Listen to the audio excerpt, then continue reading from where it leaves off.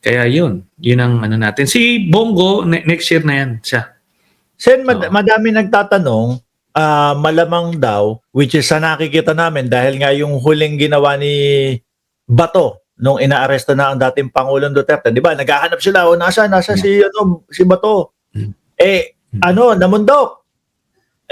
Sabi nila, malaki ang posibilidad na mamundok at magpatay ng cellphone na naman si Bato de la Rosa pag napunta sa ganung punto. Ano kaya yan? Mahihirapan silang kunin si Bato or hindi naman? Ikaw, ano gagawin mo? Ayan, nawala lang si Sentry. Total, baka matagal pa yung recess eh. Hindi ko alam kung kailan mawawalan. Una, siguro magtago muna sa Senado. Para medyo komportable, di ba? Habang may session. Ayan na si Sentry, ayan na. Kung mahirapan bang makuha si Bato, di ba? If ever ako ang pinahahawakan ko kay Bato, yung ano niya, press conference niya, sinasabi niya, make my day. Ito na, kapusin mo na ako. Parang gano'n. Yung McMaddy, si McMaddy, tsaka may bagong word po yata sa diksyonaryo. Hindi, joke lang. McMaddy, yung McMaddy, tsaka yung Berewek.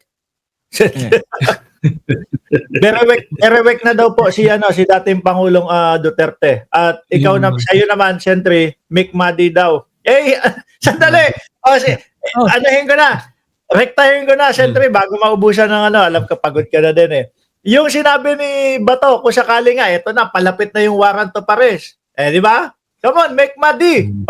Ikaw ang magpusa sa akin. Kung bibigyan kayo pagkakataon, gagawin niyo po ba? Kung sabi ko nga, kung libre ako nung araw na yun, talagang why not, no? Pero I think to answer yung question kanina ni Mayor Vico, kung mas swabe ito, compared dun sa kay Digong, grabing operation yun malawak, malakihang operation. Ito, hindi kalakihan ito. Pero kung matiktikan niya kasi yan at mamundok siya, talaga magtatago siya. Yun na yun. Mag-aantay na lang yan. Kung hopefully, kung makakapwesto sila Sara, di doon lang sila ulit. Pero hindi mawawala yung warrant. Kahit si Sara yung nakaupo dito, hindi mawawala yung warrant na Interpol. Yun ang kailangan niya isipin. Ayun. Sentry, pabonus mo nga sa akin. Yes. Kay Magalong, may panawagan ka ba kay Magalong? Kasi si Magalong medyo ngayon ito na.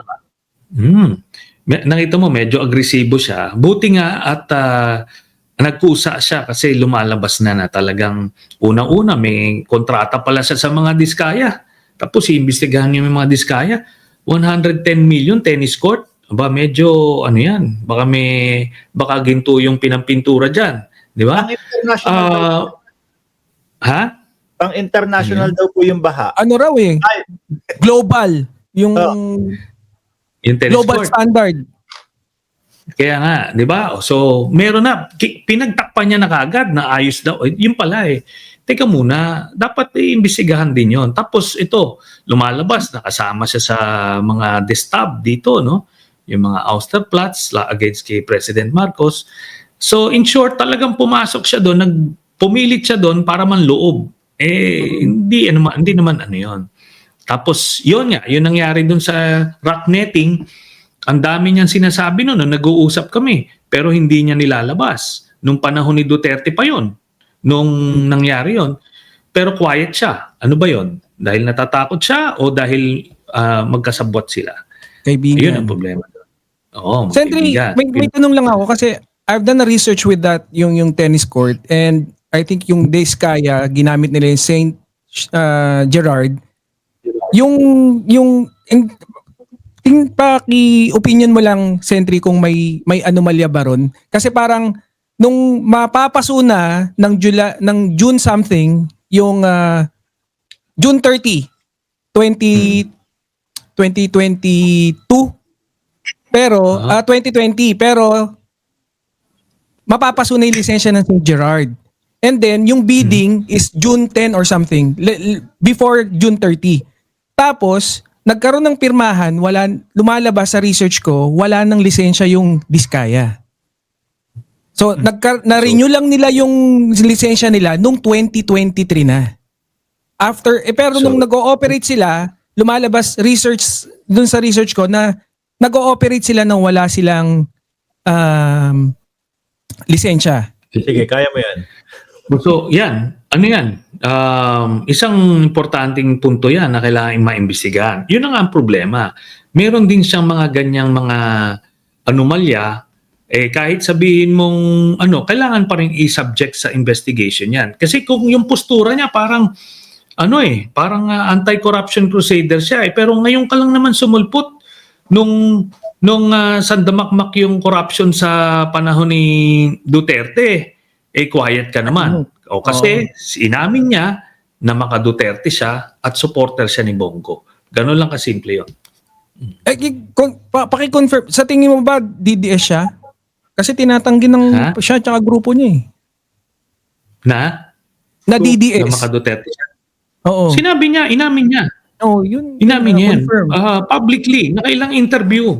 Sinabi niya mismo, tapos in-endorse niya si Bongo. Talagang magkakaibigan sila. At kaya maliwanag na yan na kung saan wala kang marinig sa kanya about the Duterte personalities. Yun. Nawala si Sentry. Hintayin lang po natin, mga kababayan. Last question na din yan. Tingin ko pagod na din siya. Kasi anong oras na sa Pilipinas? Alas 10 ng gabi. Hintayin na lang natin para makapagpaalam din si dating Senador. Sentry, ayan po. Ayan, balik na. Yan, okay. Yes. Yan, oo. Ayan. Parting words. Sentry. Well, pasensya na Mark, Mayor Biko sa natin internet, medyo mabagal. So anyway, papasalamat ako sa inyo sa itong vlog ninyo, Mark at Mayor Biko, at sa susunod natin guesting. Maraming salamat at magandang araw sa ating mga mapapanood din po nila to sa Mark Ramos channel mamaya po. Sentry. Tsaka Sentry yung si kapatid niyo po. Wala nang planong bumalik dito.